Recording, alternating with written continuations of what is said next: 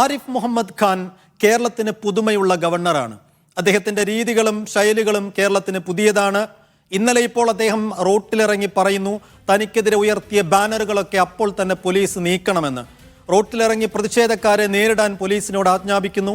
ഇങ്ങനെ ഒരു ഗവർണർ ഭരണനിർവഹണത്തിലും ക്രമസമാധാന പാലനത്തിലുമൊക്കെ ഇടപെടുമ്പോൾ പോലീസിനുൾപ്പെടെ ആശയക്കുഴപ്പമുണ്ടാകുന്നു. ബില്ലിൽ ഒപ്പിടാതെ പരമാവധി പ്രതിസന്ധി സർക്കാർ ഉണ്ടാക്കിയതിനു ശേഷം സർവകലാശാല സെനറ്റ് അംഗങ്ങളുമായി ബന്ധപ്പെട്ട വിഷയത്തിലും സർക്കാരുമായി നേരിട്ട് ഏറ്റുമുട്ടലിനിറങ്ങുന്നു. സംസ്ഥാന സർക്കാർ ശരിക്കും പ്രതിസന്ധിയിലാകുന്നു. അങ്ങനെ ഒരു അവസ്ഥയിൽ സർക്കാരിന് എന്തു ചെയ്യാൻ പറ്റും? രാഷ്ട്രപതിയെ സമീപിക്കാം, അതിനൊരുങ്ങുകയാണ് സർക്കാർ എന്ന സൂചന ഇന്ന് മുഖ്യമന്ത്രി നൽകിക്കഴിഞ്ഞു. അങ്ങനെ സംസ്ഥാന സർക്കാർ ഗവർണർക്കെതിരെ രാഷ്ട്രപതിയെ സമീപിച്ചാൽ എന്ത് സംഭവിക്കും എന്നുള്ളതിലേക്കാണ് നമ്മൾ വിശദമായി വരുന്നത്.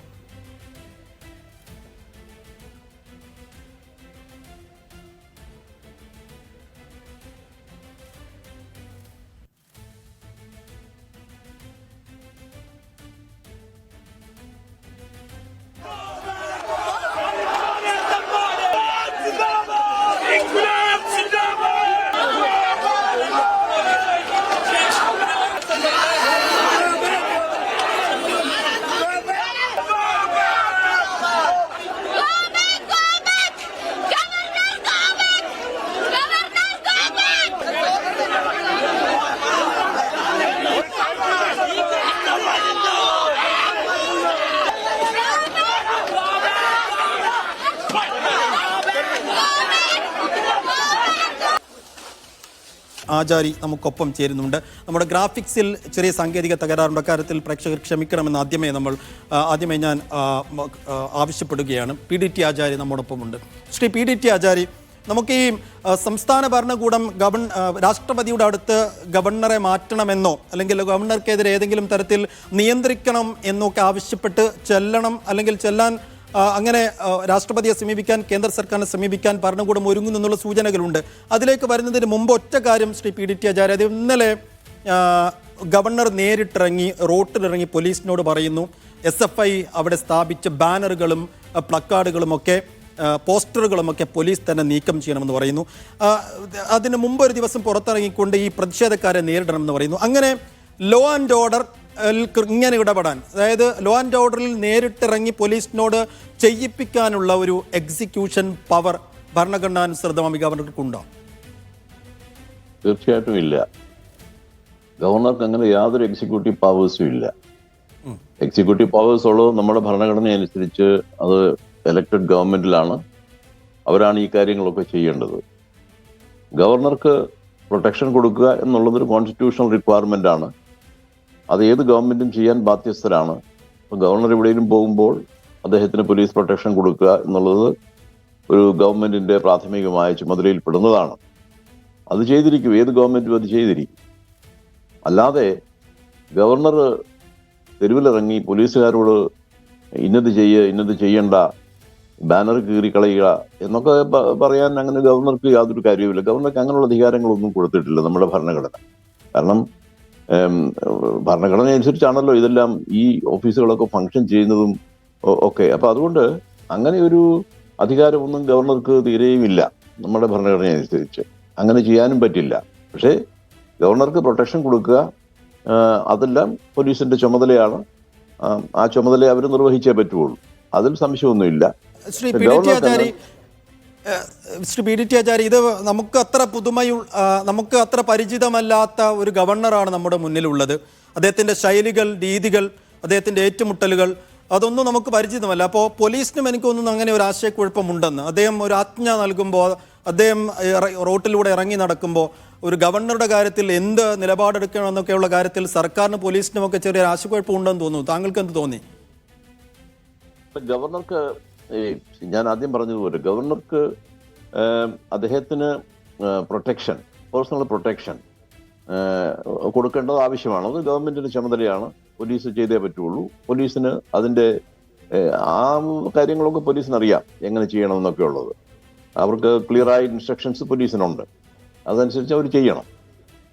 പക്ഷേ കേരളത്തിലെ ഈ സാഹചര്യം എന്ന് പറയുന്നത് വളരെ ഒരു അൺപ്രസിഡന്റഡ് ആയിട്ടുള്ള ഒരു സാഹചര്യമായിട്ടാണ് എനിക്ക് തോന്നിയിട്ടുള്ളത്. ഗവർണർ റോഡിലിറങ്ങി ഇങ്ങനെ പോലീസിന് ഓർഡർ കൊടുക്കുക, അല്ലെങ്കിൽ റോഡിലിറങ്ങി ഈ പ്രതിഷേധക്കാരെ നേരിടുക, എന്ന് അവരെ വിളിക്കുക, യു കം യു ക്രിമിനൽസ് എന്നൊക്കെ പറഞ്ഞ് അങ്ങനെയൊക്കെയുള്ള സംഗതികൾ സാധാരണഗതിയിൽ അത് ഒരിടത്തും നമ്മൾ കണ്ടിട്ടില്ല. അത് വളരെ അൺപ്രസിഡന്റഡ് ആയിട്ടുള്ള ഒരു സംഗതിയാണ്. ഒരു ഗവർണർ എന്നൊക്കെ പറഞ്ഞ വലിയൊരു ഹൈ കോൺസ്റ്റിറ്റ്യൂഷണൽ അതോറിറ്റിയാണ്. അതിൽ നിന്ന് ആ ഒരു അതോറിറ്റിയിൽ നിന്നും നമുക്ക് അങ്ങനെയുള്ള ഒരു കാര്യങ്ങൾ ഒരിക്കലും നമുക്ക് പ്രതീക്ഷിക്കാൻ പറ്റില്ല. ഈ പറഞ്ഞതുപോലെ എക്സിക്യൂഷൻ പവർ അദ്ദേഹത്തിന് ഇല്ല എന്നാണ് അങ്ങ് പറഞ്ഞു വരുന്നത്. ഇനിയിപ്പോൾ ഭരണനിർവഹണത്തിൽ കാര്യമായ തടസ്സങ്ങൾ ഗവർണർ ഉണ്ടാക്കുന്നു, ബില്ല് ഒപ്പിടുന്നില്ല എന്നൊക്കെയുള്ള മതിയായ കാരണങ്ങൾ സംസ്ഥാന സർക്കാരിൻ്റെ ഭാഗത്തുണ്ട്. കോടതിയിൽ ചലഞ്ച് ചെയ്യുന്നുണ്ട്. കോടതിയിൽ വലിയ വിമർശനങ്ങൾ ഗവർണർ നേരിട്ട സാഹചര്യവും നമ്മുടെ മുന്നിലുണ്ട്. അപ്പോൾ ഇക്കാര്യങ്ങളൊക്കെ ബോധ്യപ്പെടുത്തിക്കൊണ്ട് രാഷ്ട്രപതിയെ സമീപിക്കുന്നു എന്ന് വെക്കുക സംസ്ഥാന ഭരണകൂടം. ഇന്നിപ്പോൾ അതിൻ്റെ ഒരു സൂചന നൽകിയല്ലോ. രാഷ്ട്രപതിക്ക് സ്വാഭാവികമായി എന്താണ് ചെയ്യാൻ കഴിയുക? കേന്ദ്രത്തിൻ്റെ അനുമതിയോട് കൂടി തന്നെ ഗവർണറുടെ കാര്യത്തിൽ ഒരു ആക്ഷൻ എടുക്കണമെന്നുണ്ടെങ്കിൽ ഇപ്പോഴത്തെ അവസ്ഥയിൽ ഏത് നിലയിലാണത് സാധ്യമാവുക? രണ്ട് കാര്യങ്ങളുണ്ട്. ഒന്ന്, ഒരു ഗവർണറെ മാറ്റണമെന്നൊരു സംസ്ഥാന ഗവൺമെന്റ് ആവശ്യപ്പെടുക എന്ന് പറയുന്നത് അത് തന്നെ വളരെ റെയർ ആയിട്ടുള്ള സിറ്റുവേഷനാണ്. ഇങ്ങനെ ഓഫ് കോഴ്സ് ഗവർണറെ മാറ്റണം, ഗവർണറെ റീകോൾ ചെയ്യണം എന്നൊക്കെ ആവശ്യം ഉന്നയിച്ചിട്ടുണ്ട് നേരത്തെ സ്റ്റേറ്റ് ഗവൺമെന്റുകളൊക്കെ.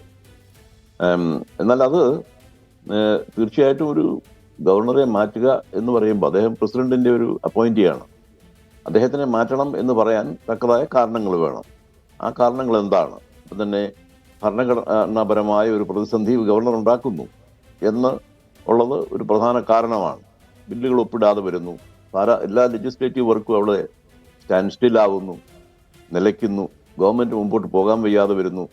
അങ്ങനെ ഒരു സിറ്റുവേഷൻ ഒരു ഗവർണർ സൃഷ്ടിച്ചു വയ്ക്കുക എന്ന് പറയുന്നത് ഭരണഘടനാപരമായ ഒരു വലിയ പ്രതിസന്ധിയാണ്. ഞാൻ നേരത്തെ പല പ്രാവശ്യം ചൂണ്ടിക്കാണിച്ചിട്ടുള്ളതുപോലെ നമ്മുടെ ഭരണഘടനയിലെ ആർട്ടിക്കിൾ 355 പറയുന്നത് ഒരു സംസ്ഥാനത്തിന്റെ ഭരണം ഭരണഘടനയുടെ പ്രൊവിഷൻസ് അനുസരിച്ച് നടക്കണം, അത് ഉറപ്പുവരുത്താനുള്ള ചുമതല കേന്ദ്ര ഗവൺമെന്റിനുണ്ട്. സാധാരണഗതിയിൽ 355 വകുപ്പിന്റെ ഉദ്ദേശം എന്ന് പറഞ്ഞാൽ അത് 356 ഒരു ചവിട്ടുപടിയായിട്ടാണ് കണക്കാക്കിയിരിക്കുന്നത്. പക്ഷേ അതിനപ്പുറത്ത് ഇന്നത്തെ പുതിയ സാഹചര്യത്തിൽ അത് റീഇൻറ്റർപ്രറ്റ് ചെയ്യേണ്ടി വരും.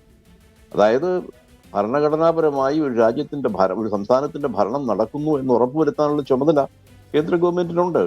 അപ്പോൾ ഒരു ഗവർണർ നേരിട്ട് ഭരണഘടനാ പ്രതിസന്ധി ഒരു സംസ്ഥാനത്ത് ഉണ്ടാക്കുന്നു എന്നുള്ളത് ഒരു വലിയ സീരിയസ് ആയ ഒരു സിറ്റുവേഷനാണ്. അപ്പോൾ അത് കേന്ദ്ര ഗവൺമെന്റിന്റെ ശ്രദ്ധയിൽ പെടുത്തേണ്ട ആവശ്യമുണ്ട്. അതൊരു ഒരു പ്രധാന കാരണമാണത്, അങ്ങനെ ഒരു പ്രതിസന്ധി ഗവർണർ ഉണ്ടാക്കുന്നു എന്നുള്ളത്. അപ്പോൾ ആ ഗ്രൗണ്ടിൽ തന്നെ ഒരു ഗവർണറെ റീകോൾ ചെയ്യണം, തിരിച്ചു വിളിക്കണം എന്നാവശ്യപ്പെടാം എന്നുള്ളതാണ് എൻ്റെ ഒരു പേഴ്സണലായ അഭിപ്രായം.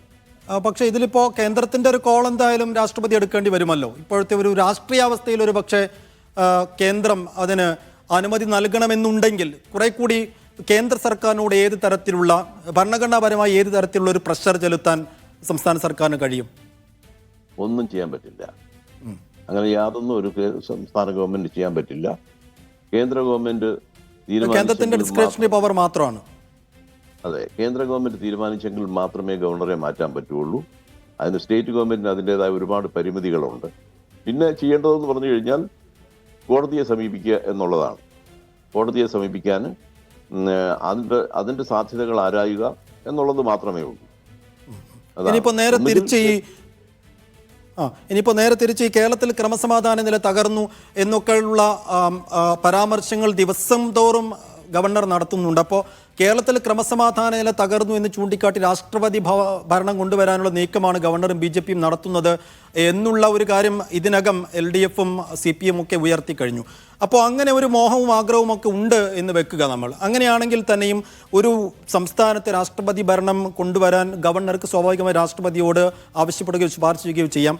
അതിനും പക്ഷേ കേന്ദ്രത്തിൻ്റെ കൃത്യമായൊരു അനുമതിയും മതിയായ കാരണങ്ങളും സാഹചര്യവും ഒക്കെ വേണ്ടേ? ഇപ്പോൾ ഒരു സംസ്ഥാനത്തിന്റെ ഭരണഘടനാപരമായി മുമ്പോട്ട് കൊണ്ടുപോകാൻ കഴിയത്തില്ല. ഒരു കോൺസ്റ്റിറ്റ്യൂഷണൽ ബ്രേക്ക് ഡൗൺ സംസ്ഥാനത്തുണ്ട് എന്നുള്ളത് വളരെ ഒബ്ജക്റ്റീവായ ഒരു സിറ്റുവേഷനാണ്. അങ്ങനെ ഒരു സിറ്റുവേഷൻ ഉണ്ടെങ്കിൽ ഗവർണർക്ക് തീർച്ചയായിട്ടും രാഷ്ട്രപതിക്ക് ലെറ്റർ അയക്കാം. അത് ഗവർണർക്ക് പൂർണ്ണമായ ഡിസ്ക്രിപ്ഷൻ അതിലുള്ളതാണ്. പക്ഷെ അതിനപ്പുറത്ത് അങ്ങനെ ഒരു റിപ്പോർട്ടിന്റെ അടിസ്ഥാനത്തിൽ കേന്ദ്ര ഗവൺമെന്റ് സംസ്ഥാനത്തിനെ പിരിച്ചുവിടാൻ പോയാൽ അത് സുപ്രീം കോടതി ചലഞ്ച് ചെയ്യാം. അത് സുപ്രീം കോടതി തീർച്ചയായിട്ടും അത് പരിശോധിക്കുകയും അത് പരിശോധിച്ച് അതിന് അടിസ്ഥാനമില്ലാത്ത ഒരു നടപടിയാണ് എന്ന് കണ്ടു കഴിഞ്ഞാൽ അത് സ്ട്രൈക്ക് ഡൗൺ ചെയ്യുകയും ആ അസംബ്ലി തിരിച്ച് റിവൈവ് ചെയ്യുകയും ചെയ്യുന്നുണ്ട്. അങ്ങനെ ചെയ്തിട്ടുണ്ട്. അപ്പൊ അതുകൊണ്ട് ഈ സംസ്ഥാനത്തിനെ പിരിച്ചുവിടുക എന്ന് പറയുന്നത് അതത്ര ഈസി ആയിട്ടുള്ള ഒരു കാര്യമല്ലത്. അത് ഈസി അല്ല. പക്ഷേ ഈ ഒരു സാഹചര്യത്തിൽ അക്കാര്യത്തിലേക്ക് കൂടി ഒരു സൂചന ചോദിച്ചു എന്ന് മാത്രമേ ഉള്ളൂ. നന്ദി ശ്രീ PDT ആചാര്യ. ഘട്ടത്തിൽ അല്പസമയമെങ്കിലും ഞങ്ങളോടൊപ്പം ചെലവഴിച്ചതിനും മറുപടി നൽകിയതിനും. എന്തായാലും ഗവർണറെ നിലക്ക് നിർത്താൻ, നിയന്ത്രിക്കാൻ എന്തൊക്കെ വഴികളുണ്ട് എന്ന് തിരക്കുകയാണ് സംസ്ഥാന ഭരണകൂടം. ഇന്നിപ്പോൾ മുഖ്യമന്ത്രി പിണറായി വിജയന്റെ വാക്കുകളിൽ രാഷ്ട്രപതിയെ സമീപിക്കുന്ന കാര്യം, കേന്ദ്രത്തെ സമീപിക്കുന്ന കാര്യം, അതിൻ്റെ സൂചനകൾ അദ്ദേഹം നൽകിയിട്ടുണ്ട്. ഇപ്പോൾ രാഷ്ട്രപതിയെ സമീപിച്ചു കഴിഞ്ഞാൽ തന്നെ ഗവർണറുടെ കാര്യത്തിൽ രാഷ്ട്രപതി എന്ത് നിലപാടെടുക്കും, കേന്ദ്ര ഗവൺമെൻറ് നിലപാടെടുക്കും എന്നൊക്കെയുള്ളത് കാത്തിരുന്ന് കാണേണ്ടതാണ്. അതിൻ്റെ സാങ്കേതിക വശങ്ങൾ മാത്രമാണ് ശ്രീ PDT ആചാര്യ വിശദീകരിച്ചത്. നമുക്ക്